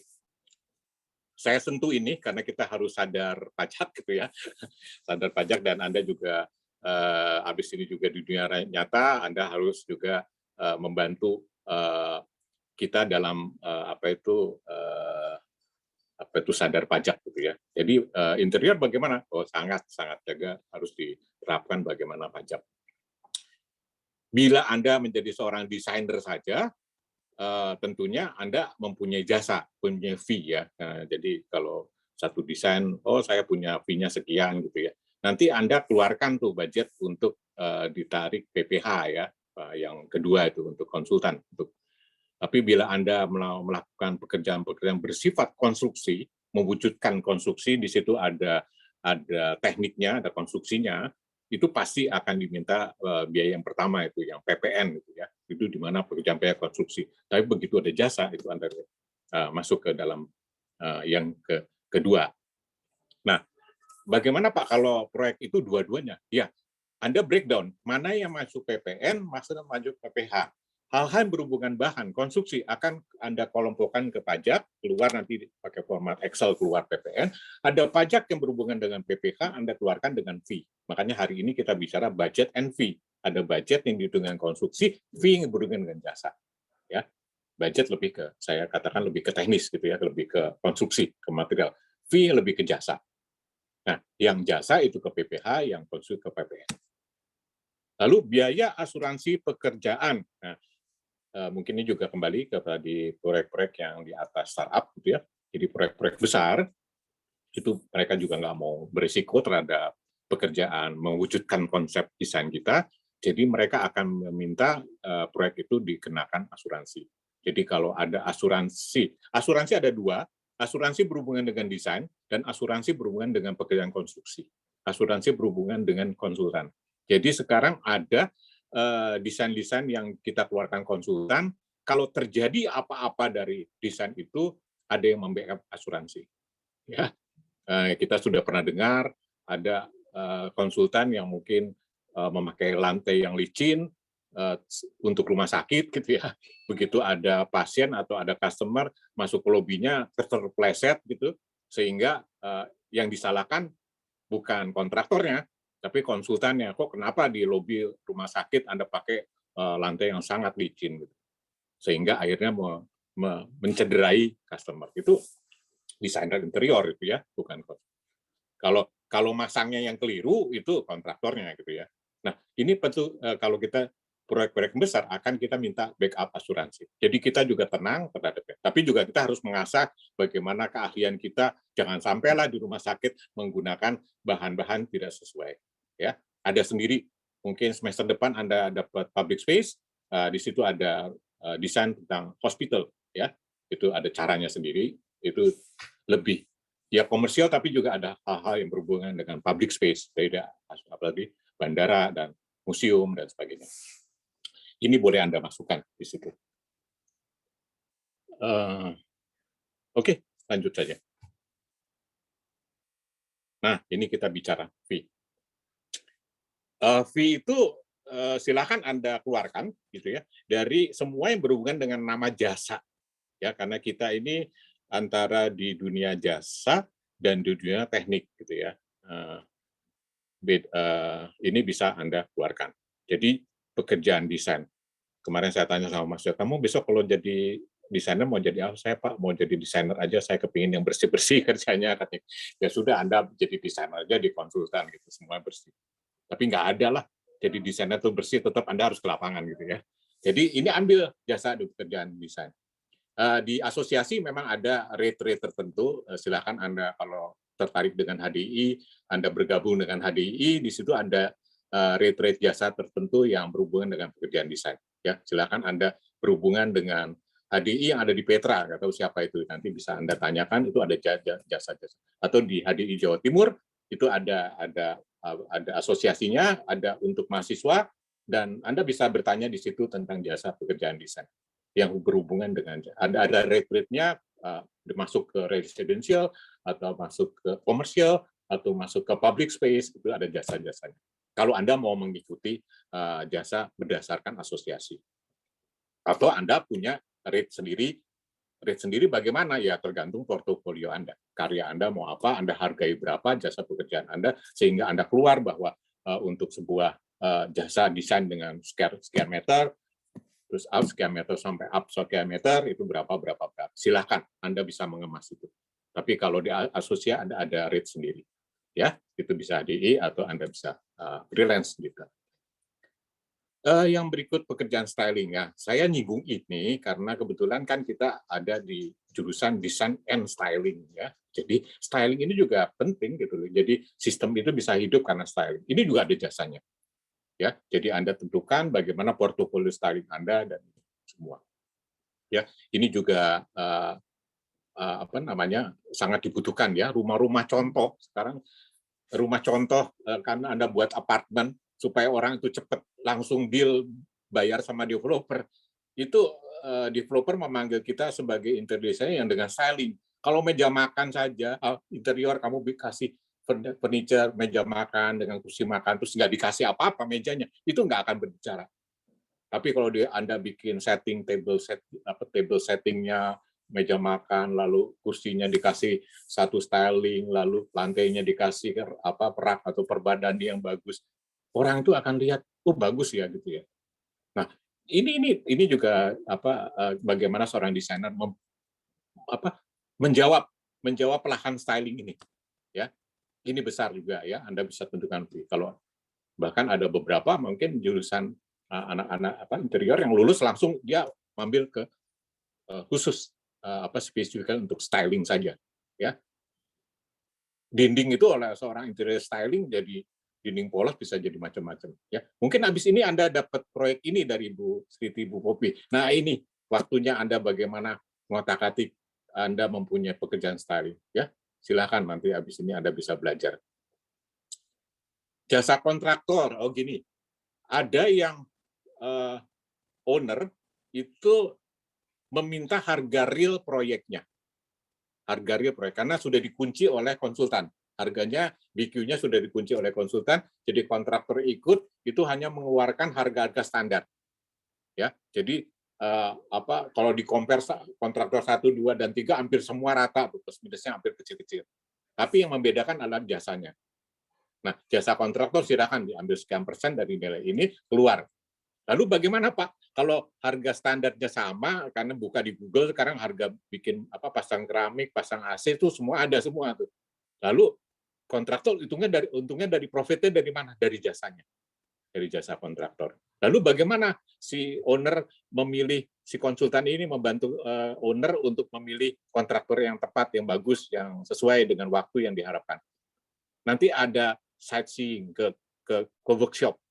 Ya, dulu saya juga gitu, apalagi kalau kliennya orang asing gitu, orang bule, dia nggak yakin kalau lihat dari portofolio pekerjaan, dia akan datang ke workshop kita. Dia lihat yang kerja di kantor itu berapa orang, sistemnya bagaimana, itu dilihat sistemnya. Lalu bagaimana ruang kerjanya, workshopnya teratur apa enggak, mesinnya bagaimana, cara motong dari multiplex satu jadi ini bagaimana, itu dilihat semua.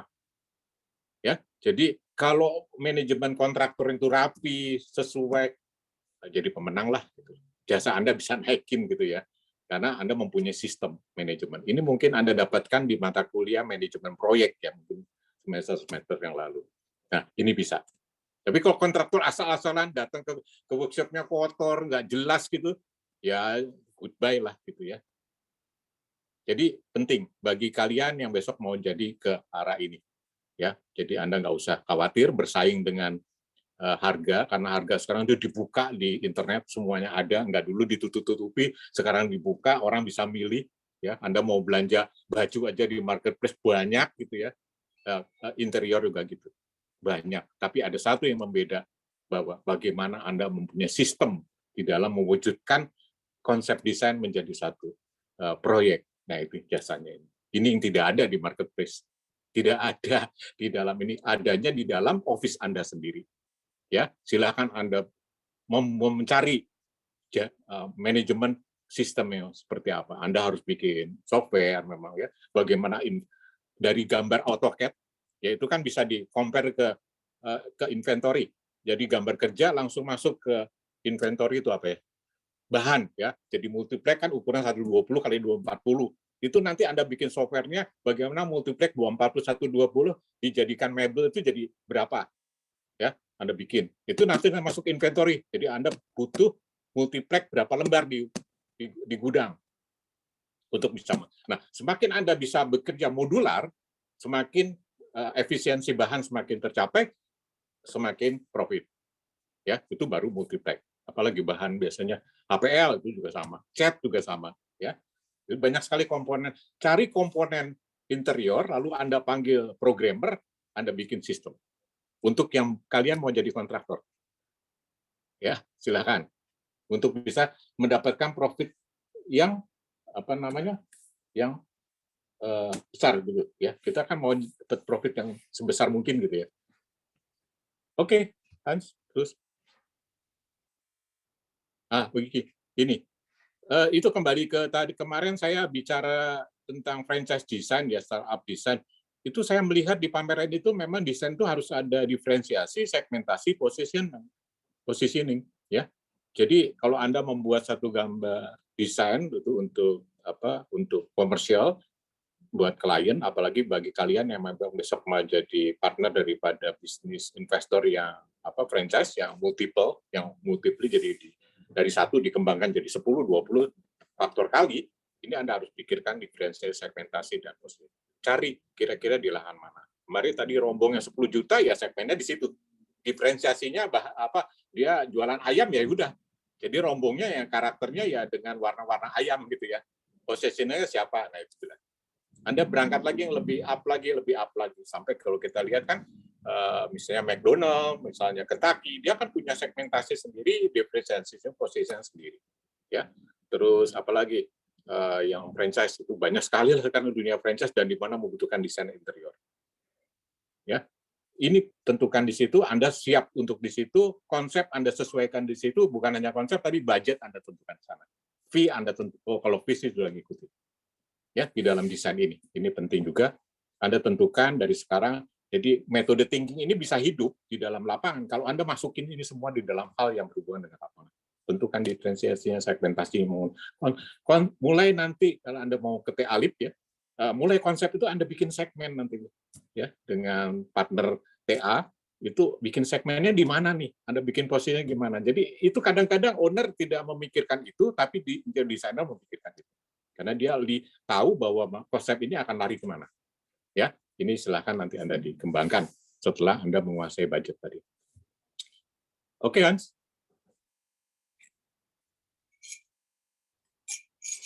Oke, ini saya coba membuka satu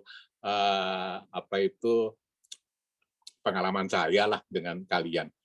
Dulu saya mendesain semua harus dengan freehand gitu ya, harus dengan kalau mau ke supplier itu saya bayangin harus kontak dulu gitu sama produsennya sama tokonya gitu ya. Terus pokoknya ribet lah gitu ya. Akhirnya saya harus butuh waktu yang sangat lama. Itu generasi saya tuh ya. Telepon-teleponan, belum tentu telepon ketemu orangnya lagi segala macam.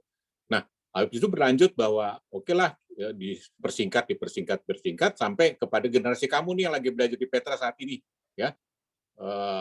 Itu semuanya serba cepat gitu ya, serba cepat.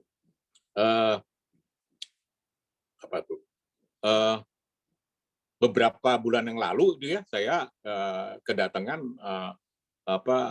customer saya ya anak-anak yang baru lulus gitu ya, bukan dari interior gitu, mau berbisnis gitu. Lalu dia minta advice dari saya bagaimana membuat satu bisnis yang smart tapi menarik gitu. Ya kembali tadi di awal kuliah ini saya katakan bahwa interior design memegang peranan penting gitu ya.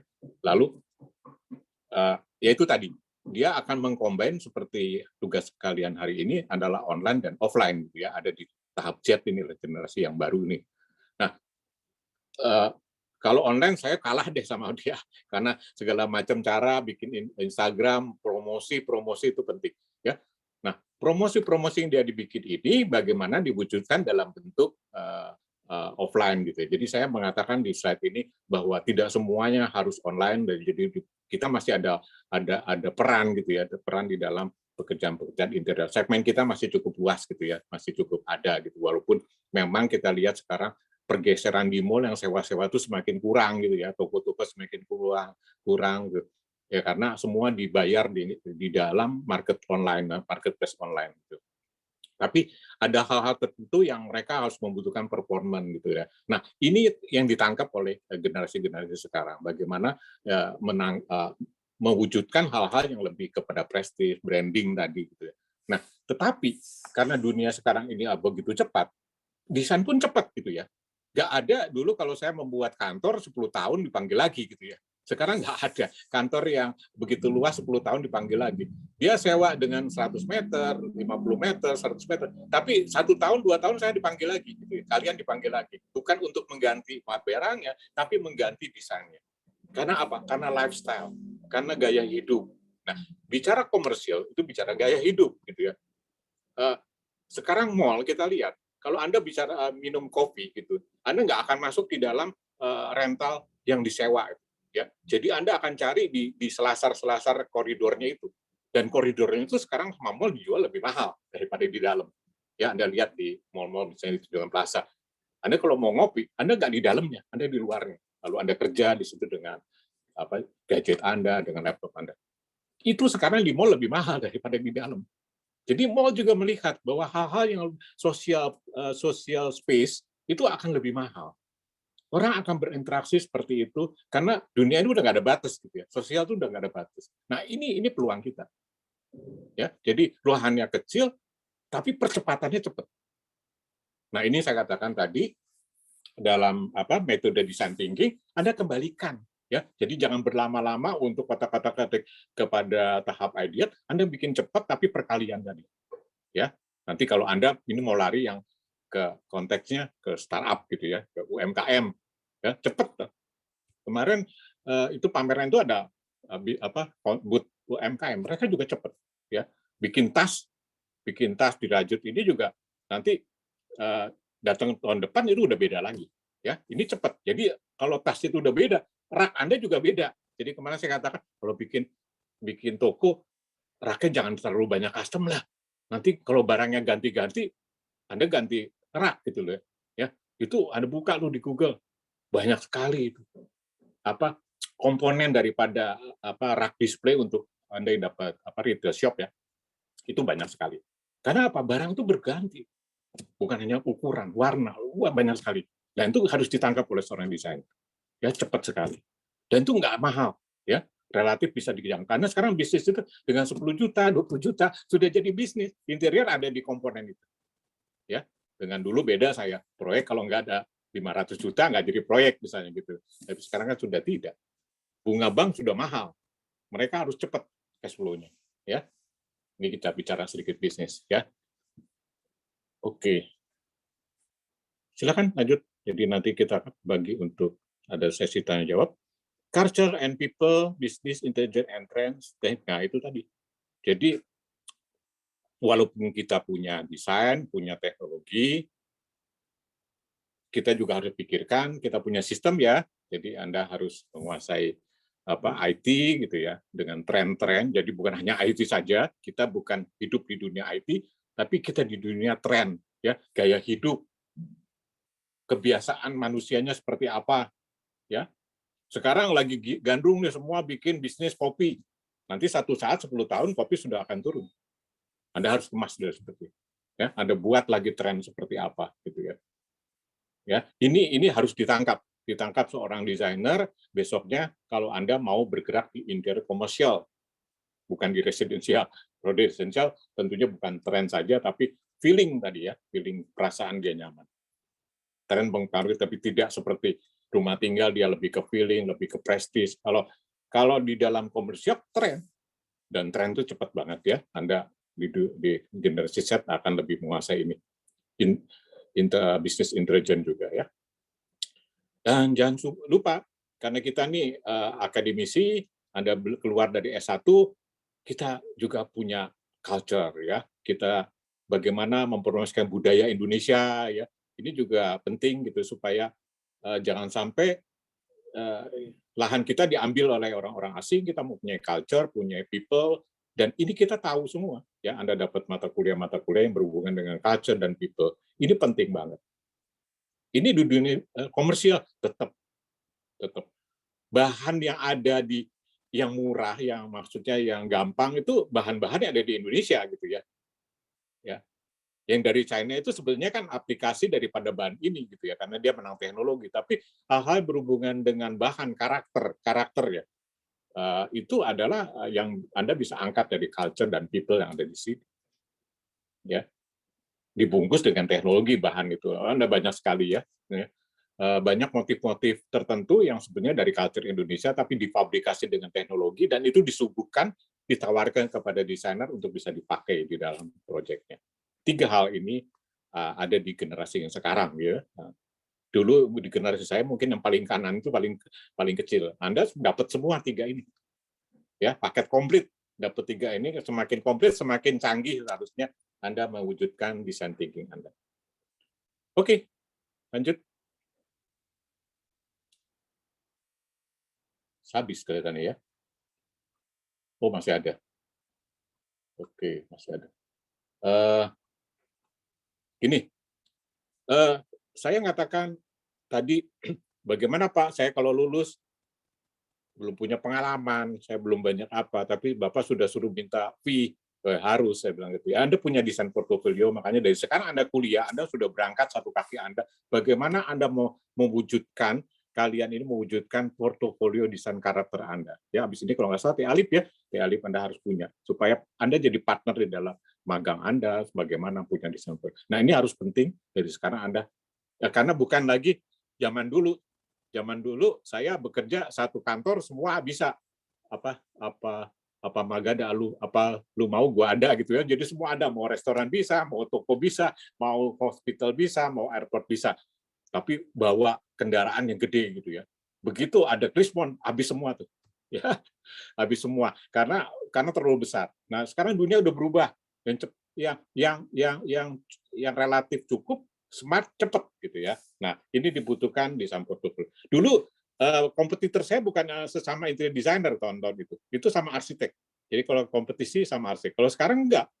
Sekarang saya dengar di Surabaya udah tambah lagi tuh fakultas-fakultas interior designer. Itu kompetitor Anda gitu ya. Tapi nggak usah takut. Lahan kita tadi di awal proyek ini saya katakan kuliah ini lahannya gede. Nah, bagaimana Anda bikin desain portofolio? Cepat ya. Bikin satu branding desainer Anda, tentukan mau di mana, bikin desain portofolio. Ya. Karena yang di kiri itu, ini kan yang biasa umum kita dapatkan nih di opini di masyarakat bahwa desain itu klien tuh misalnya minta cepat, bagus, murah, ya nggak ada di klien yang nggak minta cepat, bagus, murah, ya. Tapi kalau biasanya cepat, bagus, murah itu kalau cepat tapi murah biasanya jelek kan gitu ya umumnya. Cepat tapi bagus itu mahal gitu ya. Cepat tapi murah, bagus tapi murah tapi lama. Tadi saya punya pengalaman, belum tentu yang mahal yang murah itu yang mahal itu jadi kalah ya. Karena apa? Kita menembus di tiga itu. Jadi kalau fast ke cheap itu bukan bad tapi good juga. Jadi bagus gitu ya. Bagaimana sekarang cepat tapi murah tapi bagus.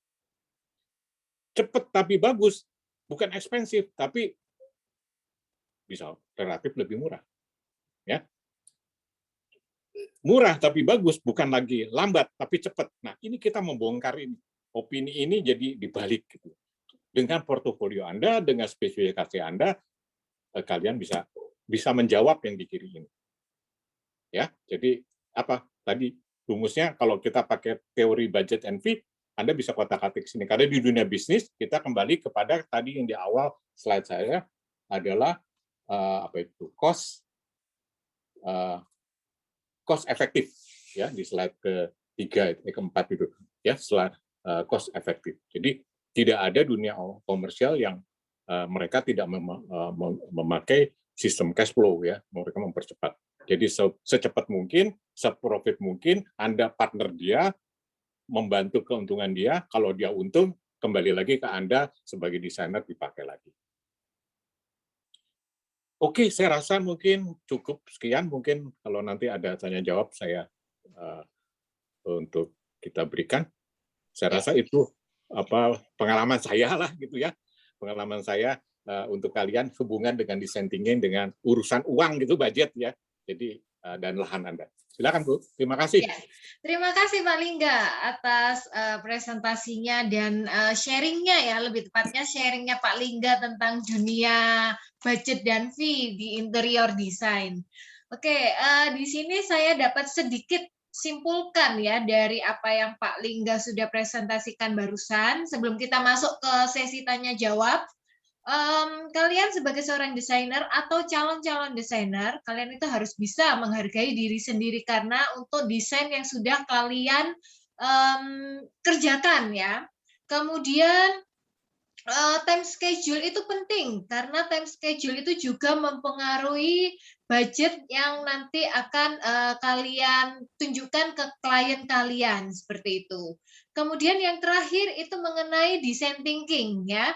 Jadi kalau kalian sudah mendapatkan dan mengetahui mengenai tahapan-tahapan design thinking dari mulai tahap empathize hingga tahap yang akhir ya, kalian akan sangat diperlukan ya untuk merencanakan budget tersebut, terutama pada saat kalian memasuki prototipe hingga nanti diteskan ya mengenai produk tersebut.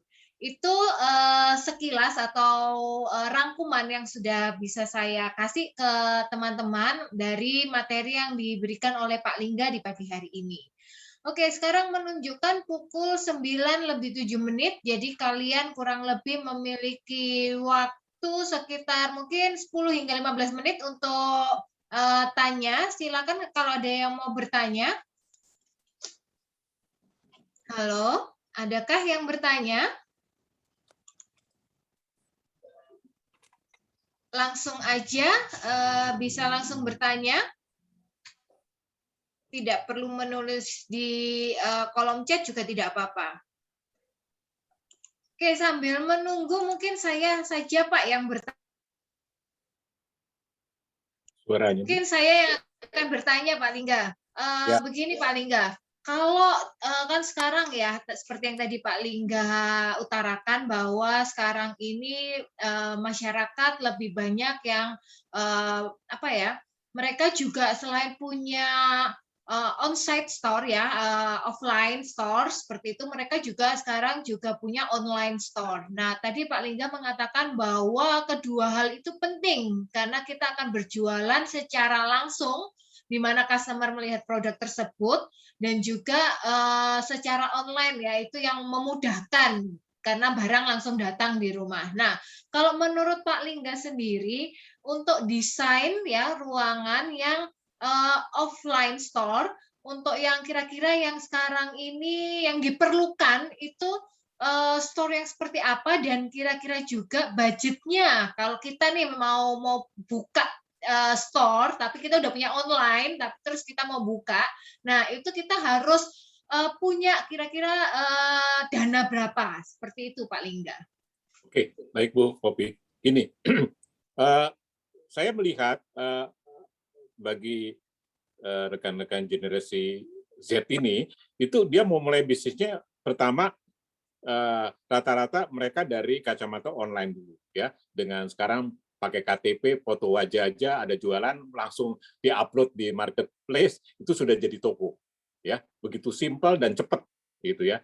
Anda tinggal persyaratan dari marketplace sudah keluar jadi toko. Oke, dia berjalan nih, pengalaman saya berjalan dalam 1 tahun ternyata produk dia menarik untuk diminati oleh customer. Lalu dia dia sudah mulai memikirkan bagaimana ya untuk bisa orang itu lebih kenal lagi dengan, dan dia punya kebanggaan ya, ini proud daripada si bisnis ini, punya kebanggaan supaya aku kepingin ya bukan hanya dilihat di internet tapi juga bisa dilihat di dalam dunia fisik gitu ya, di dunia fisik bisa diraba, dilihat, dirasakan. Nah itu ya, dirasakan ini kan yang ada harus di offline gitu ya, dirasakan. Akhirnya dia sudah mulai membutuhkan satu store yang bisa dipunyai dengan 5 indera, dilihat, didengar, diraba dan sebagainya. Nah, tapi dia nggak punya, rata-rata karena dia mulai start yang mulai awal, dia membutuhkan ruangan. Nah, kembali kepada pertanyaan Ibu bahwa di ruangan mana? Yang paling dekat kan sekarang kalau karena online-nya sudah jalan, dia di rumah sendirilah ekstrimnya gitu. Dia punya space, rumahnya itu cukup untuk ditata. Katakan dengan berapa 3x4 pun 5x6 itu bisa saja gitu. Karena dia udah punya pattern, sudah punya pola bisnisnya udah ketemu, produknya sudah jelas diminati, tapi dia butuh performance. Makanya dia panggil interior designer. Butuh dia di kotak-katik nih desainnya. Cukup dia punya ruang. Bisa nggak sih di rumahku? Bisa aja gitu ya. Karena dia udah punya customer, loyal customer. Nah, akhirnya loyal customer mau transaksi nih. Dia mulai mengundang, coba datang ke tokoku. Nah, sudah mulai menawarkan dari online ini bergeser ke offline. Jadi dunia ini masih ada. Nah, dengan yang kecil berapa budgetnya? Nggak mahal. Sekarang kita lihat aja. Saya nggak bicara, ini kan belum jadi nih desainnya ya. Belum jadi desainnya, masih kertas kosong.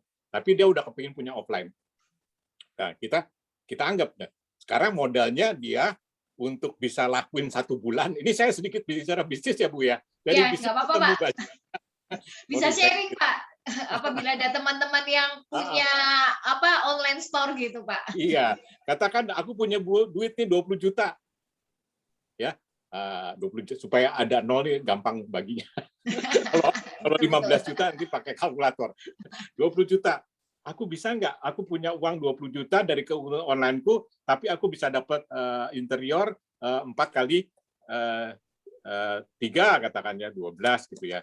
Nah, bagaimana mengalokasi biaya 20 masuk ke interior? Nah, dia kan tadi dia udah punya uang tuh 20 juta, dia lihat barang brandingku yang paling laku yang mana, kan ada tuh kan ya, dari semua marketplace barang yang dijual kan pasti ada yang reviewnya paling bagus yang ini ketemu tuh ya ketemu. Saya biasanya ngajak sama teman-teman yang mau jualan tuh gitu, ketemu. Akhirnya ketemu produknya dia harus investasi sekitar 8 juta. Ya, anggap nih. Kan sisanya 12 juta. Iya, betul, Pak. Dari barang itu. Nah, betul. 12 juta loh. Sekarang dia bilang, aku 1 bulan ini harus dapat misalnya profit 20% misalnya gitu ya. 20% berarti sekitar berapa tuh? 20% katakan 2 juta gitu ya. Jadi dia harus bermain dengan angka 10 juta gitu, 10 juta gitu ya. Nah, tadi kan 10% ya, 20 juta investasinya, dia untuk 10% kan bukan 12 juta, jadi 2 juta. Ya, itu dia harus dapetin tuh gitu ya. Tapi dia barang dia 8 juta gitu ya di awal. Nah, ini 8 dengan 2 ini kan untuk running dia.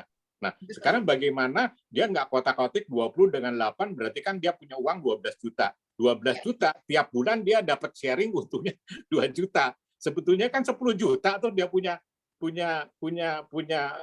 uang sebenarnya kan, karena 2 juta kan udah disimpan. Iya, betul. Ya, 10 juta. Terus dia panggil, tolong deh, aku punya budget 10 juta nih. Dia nggak ngomong ya, karena tadi saya bilang design thinking di tahap empathize awalnya nggak ngomong gitu ya.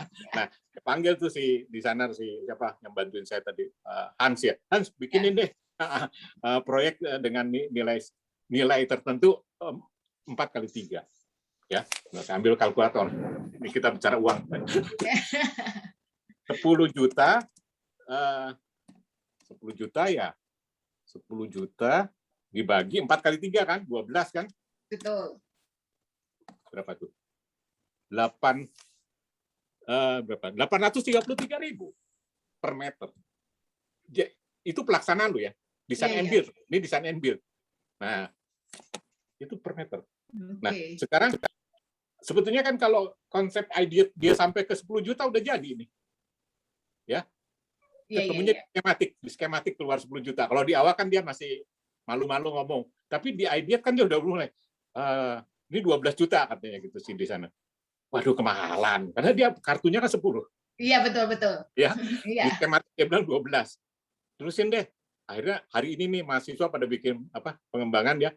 Iya. Akhirnya ketemu 11. Ketemu 11 kan, si desainer bilang 11. Masih kelebihan sejuta. Dilihat. Coba HPL-nya berapa. Ini dah di downgrade ini. Ya. Itu. Jadi sebetulnya kembali lagi kita melihat mengkaji itu. Kalau kita mau jadi bisnis nih, kacamata bisnis. Sekarang kita desainer 4x3 ya tadi 833 untuk proyek yang 20 juta. Nah, tinggal dibagi aja lah. Iya. Masih kayak gitu ya. Jadi itu ketemu. Oke, ya. Itu Nah, ya Pak ya, minimal ya paling nggak ya Pak. Iya, ya itu tergantung dia mau untung berapa. Iya, betul. Kalau dia mau untung gede, ya lebih murah lagi dong. 40, aku mau untung 40%, kan jadi 8 juta. Iya, akhirnya biayanya lebih murah. Iya. Dia bisa panggil desainer yang lebih canggih, yang lebih uangnya dari uang untungnya dia. Ya, jadi makanya desainer nggak usah bingung, kamu cari kreatif dulu, konsep bagus dicari. Ya, walaupun kamu mahal dicari. Karena apa? Dia ketemu sama orang-orang yang untungnya gede. Iya, betul sekali. Ya, kalau biasa-biasa aja, akhirnya dia bermain di kolam yang kecil. Sama startup yang untungnya kecil. Kita kan enggak mau mancing di kolam yang gede. Ya. Betul Pak Lingga, benar sekali itu. Naik kelas. Nah, makanya saya bilang kalian design thinking itu penting. Kuatin konsepnya, ide-nya itu berapa persen tuh di situ. Ya. Jangan lama-lama. Kalau hari ini harus kumpulin ke Lentera, cepetan gitu karena fast tadi. Iya. Ya enggak lama-lama. Enggak bisa lama-lama. Oh, aku capek gitu. Ya enggak ada kata capek, ya. Karena semuanya di laptop. Tinggal jalan. Iya, tinggal ya Pak ya, betul. Iya. Ya, jadi semuanya bisa dilakukan oleh interior designer. Ya, oke, terima kasih Pak Lingga untuk jawabannya. Ini kita masih punya waktu kurang lebih 10 menit. Adakah yang mau bertanya, teman-teman?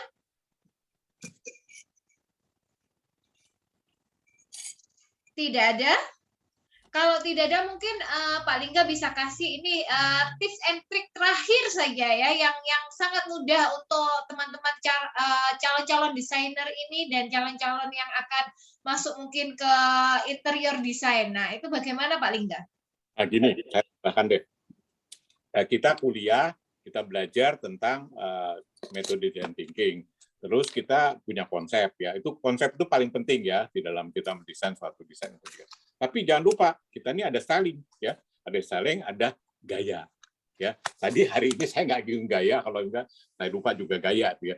Kita kan punya gaya, rata-rata generasi Z ini kan minimalis modern, minimalis apa. Mungkin minimalis satu-satu nggak akan punah tuh ya, akan berganti ke tren yang lebih apa, nanti kita lihat dari lifestyle daripada masyarakat di setempat gitu.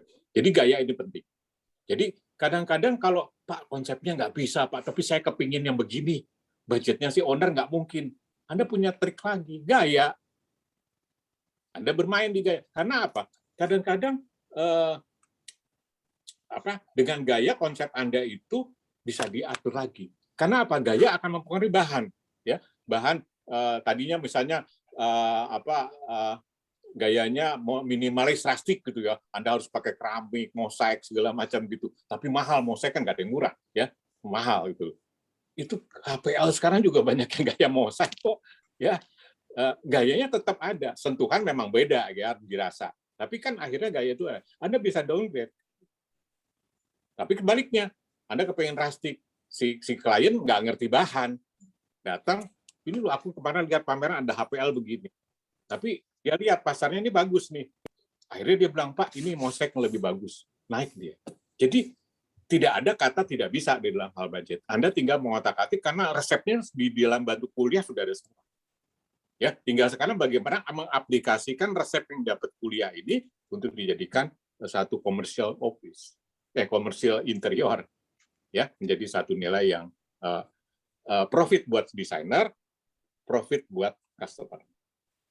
Saya rasa bicara profit karena komersial, ya. Kalau public space kita beli culture. Oke, saya rasa itu mungkin tip Bu. Jadi tidak ada kata tidak mungkin gitu ya. Iya, oke. Terima kasih Pak Lingga untuk tips akhirnya bagi teman-teman calon desainer yang ada di sini. Semoga bermanfaat dan kalian membuka wawasan kalian, membuka pikiran kalian mengenai budget itu penting. Jadi kalian nggak hanya mendesain, tapi ternyata kalian juga harus pikirkan kembali lagi bahwa itu tuh juga ada budgetnya, budget tertentu seperti itu. Oke, terima kasih semuanya. Ini jangan lupa ya teman-teman, ada evaluasi link ya. Silakan kalian isi mengenai mungkin masukan-masukan apabila kami akan mengadakan kuliah tamu seperti ini. Nah, itu bisa kalian isi ya di link yang ada di kolom chat tersebut. Oke, kalau begitu, kita akhiri acara kuliah tamu pada pagi hari ini. Sekali lagi saya ucapkan terima kasih untuk Pak Lingga atas presentasinya, materinya yang sangat membuka wawasan bagi kami semua. Oke, karena tadi saya buka dengan doa, maka akan saya tutup juga dengan doa, akan saya pimpin secara Kristiani. Mari kita berdoa. Bapa kami yang bertata di dalam kerajaan surga, kembali kami menghadap kepadamu Bapa di pagi hari ini. Terima kasih Bapa, Engkau telah lancarkan kami, Engkau telah berikan kami pengetahuan baru di pagi hari ini ya Bapa. Bapa, apabila kami setelah ini akan melakukan kegiatan kami masing-masing, Engkau sertai kami masing-masing Bapa dimanapun kami berada. Terima kasih Yesus atas segala berkat karunia yang Kau berikan. Hanya dalam nama-Mu lah kami telah berdoa dan mengucap syukur. Haleluya. Amin. Terima kasih Pak Lingga. Terima kasih. Di sini ada Bu Ani, ada siapa lagi tadi ya? Ada sepertinya ya, ada Bu Ani tadi ya. Ya, oke, terima kasih. Ada Pak Hendi juga. Terima kasih untuk teman-teman yang dari luar Petra juga saya ucapkan terima kasih semuanya dan teman-teman mahasiswa. Oh iya, dokumentasi. Sorry, lupa. Kita foto bersama dulu ya sebelum saya end live semuanya. Kita foto, tolong teman-teman dinyalakan kameranya. Kita akan foto bersama. Michael Hans, tolong di capture ya. Baik, Bu. Oke, untuk yang pertama 1, 2, 3. Yang kedua 1, 2, 3. Dan Ya. Sudah ya Michael lagi Hans? terakhir. Oh, Oke, terakhir. sudah. Kasih, Bu. Ya, terima kasih semuanya. Selamat pagi, selamat beraktivitas kembali. Tuhan Yesus memberkati. Terima kasih. Ya, terima kasih Pak. Ya. Yuk, Pak Lingga. Terima kasih Pak Hedi. Terima kasih Pak Hendi.